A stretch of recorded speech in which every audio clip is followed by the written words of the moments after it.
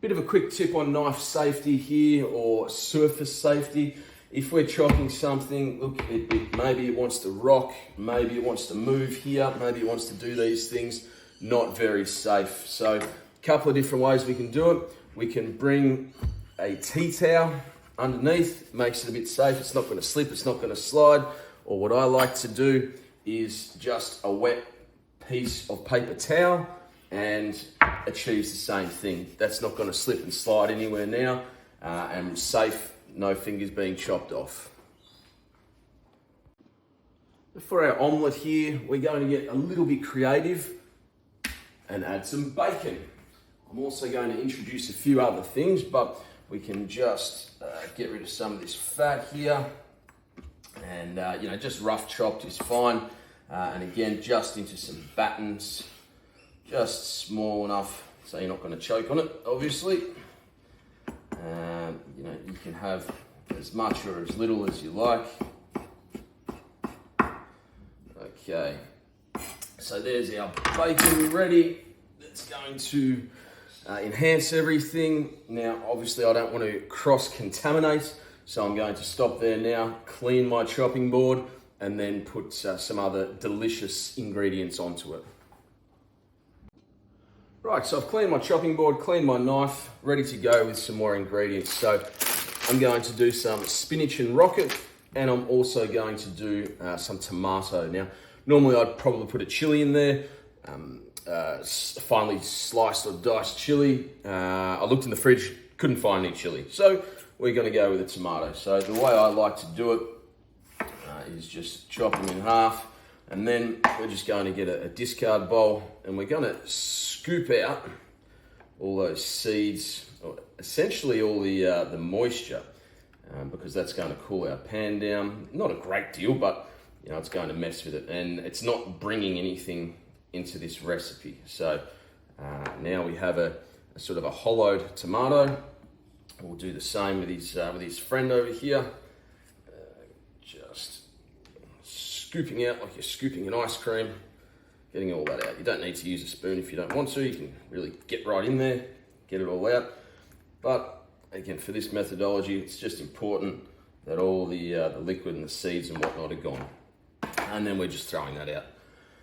So now we can carefully get rid of our middle part. He's gone. See you later. And probably do it this way. It's a bit safer. Shouldn't be teaching you bad habits. Okay, so now we're good to go. So very sharp knife, because obviously tomatoes you can bruise easy. And we're just chopping it. I like to do them rather fine, but you can also have them quite thick if you like as well, and then just simply sort of dice those up, into squares like that. Again, personally, I like them quite fine.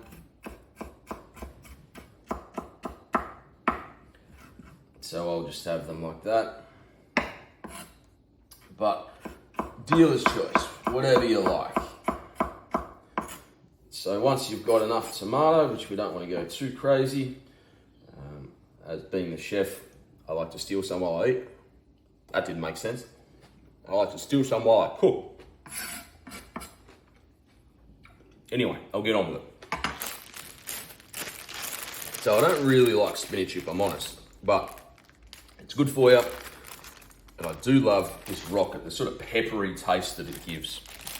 So another little tip, when you've got these guys, we don't just want to chuck that in an omelette and dominate it. So what you can do is, if you don't have a gigantic handful like me, you can just get it and roll it up. Pick one of these big leaves and sort of pile them all in there.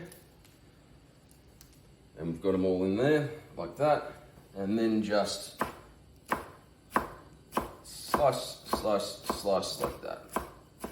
Makes it much easier than trying to slice, 20 different things. So again, you can leave them long like that if you want to, get them in so they're nice and sprinkleable.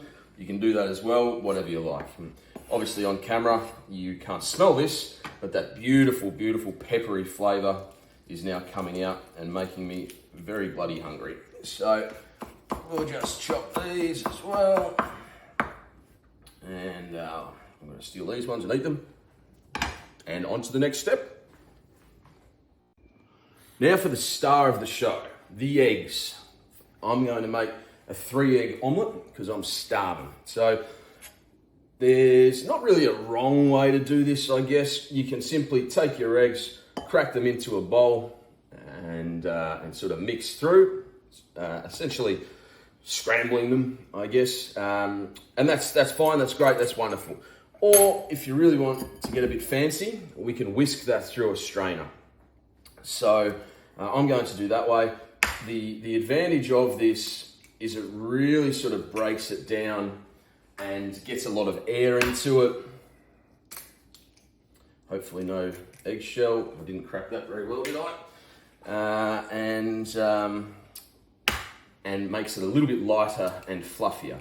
But now that I have got a tiny bit of eggshell, it's a good time for another tip. So, generally speaking, eggshell attracts eggshell. So if you've got a surface that's a decent break, what you can do is dip this guy in there gently and softly, and you will take out that tiny little bit of eggshell that you accidentally put in there like a goose. So I had 2 little pieces, and now they're gone. So, hold on, this guy's getting a little bit tricky. There we go. Okay, now we got it. So, no eggshell, all good, all happy. So, I'm going to take my little balloon whisk here, and I'm just going to whisk these through over a bowl, obviously. And it's going to transform, and I'm just lifting this up for purposes of showing you, you can just sit that in there, get right in there, whisk and mix and whatnot. So I'm not adding any milk, I'm not adding anything fancy. Now some people do season their eggs, salt and pepper, and I probably will just before I put them on the heat, but not just yet. So you can see this egg mixture, it's kind of doing it itself after I've been quite vigorous with my whisking, but also hopefully you can see that there, it's, some of the well, they're not nasties, but some of the stuff that hasn't broken down is still sitting in there, which is good, which means we're only going to have the light, fluffy, aerated version, which is fantastic. All right, so you don't need to be too, too fussy on that. It's all done. It's all nice. We've got our eggs ready to go on to the next step. Oh, so we're getting very close now. We've got our eggs, we've got our protein in bacon, we've got a little bit of color and flavor in, what do we got? The tomato and the rocket and the other stuff that I don't like. But the second star of the show, the co-star, cheese. I love cheese so much. Anyway, this isn't a section dedicated to cheese. This is supposed to be a quick bit saying use whatever bloody cheese you want. I'm partial to the strong and bitey by Bega because it's got a nice sort of, strong and bitey taste, if you will. So we're going to sprinkle this in like we do with all the other ingredients, but I like to prepare it in advance. That's just the way that I cook. You can do this straight onto the pan or save it for afterwards if you prefer, but I just have some ready. And like I said, I love cheese, so I've probably got way too much, and normal people are saying, goodness me, that's a lot of cheese. One last thing on this, you don't have to use a microplane, which is a word for a fancy small grater.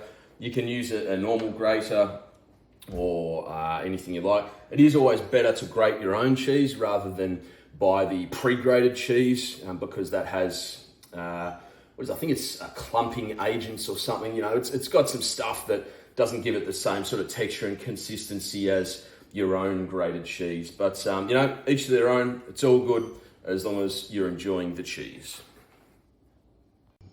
Oh, I'm getting excited. It's almost go time. So I've got the pan up at number 8 on my induction, also known as pretty bloody hot. But we don't want it too hot. We don't want things to burn. So we're going to test it with the butter Now we need butter anyway for the way we're going to cook it, but just one quick note. So when I say butter, I'm actually using a Flora Proactive, so it's kind of like a margarine that lowers cholesterol, etc.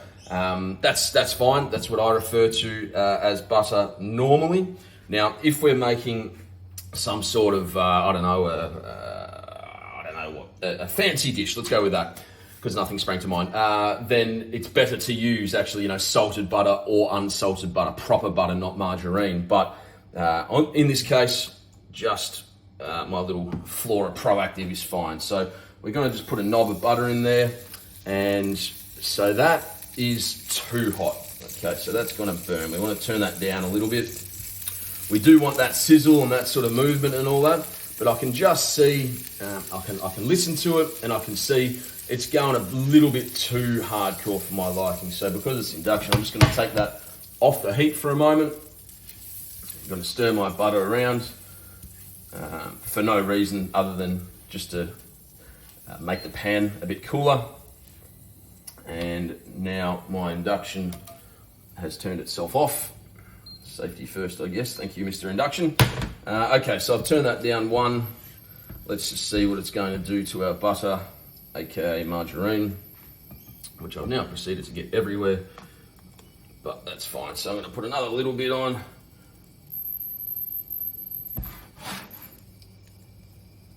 Okay, that's better. I'm liking that temperature better. Okay, so we actually want this butter to mix with the egg that we're just about to put in there. Key ingredient, like I said. So I'm going to put a little bit more. Put him. So what you can't see off camera is all those things I chopped and prepared. They're all lined up here next to me. They're ready to go, because once this is on, once it's on, it's go time. So in go my eggs. Now again, bear in mind that's going to cool the pan down, so you can have it a tiny bit hotter than what you want, but you don't want it too hot.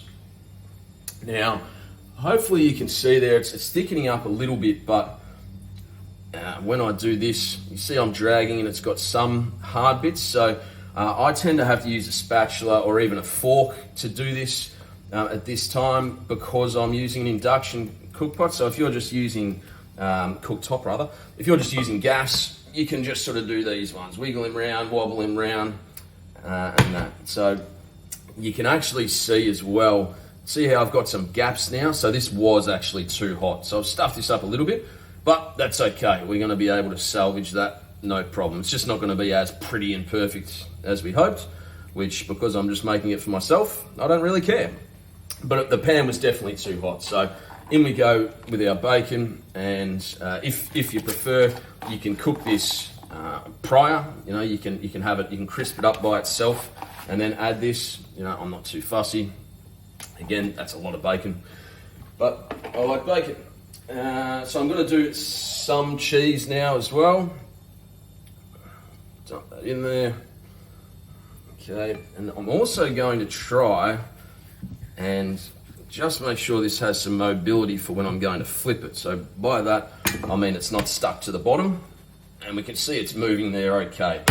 So that's good.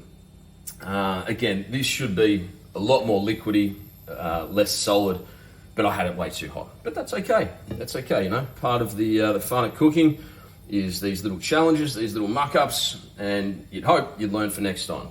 Clearly I didn't learn, but hey, no one's perfect. So once that gets cooked a little bit, and you can either time it or you can sort of cheat a little bit and look at the bottom, see how we're going. There's no real golden brown or anything under that. So we have time, which is perfect. So I'm just waiting to put my tomato and my greens in there. We've got a little bit of cheese that's melting presently, and our bacon as well. All right, so we're going well here. We're almost in the home stretch, so I'm going to add my greens and my tomato.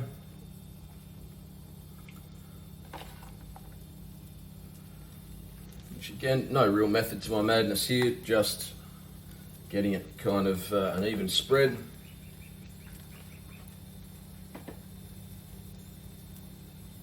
Going to add another little layer of cheese because I love cheese. Now, at this point, it's probably too cheesy for a normal person, but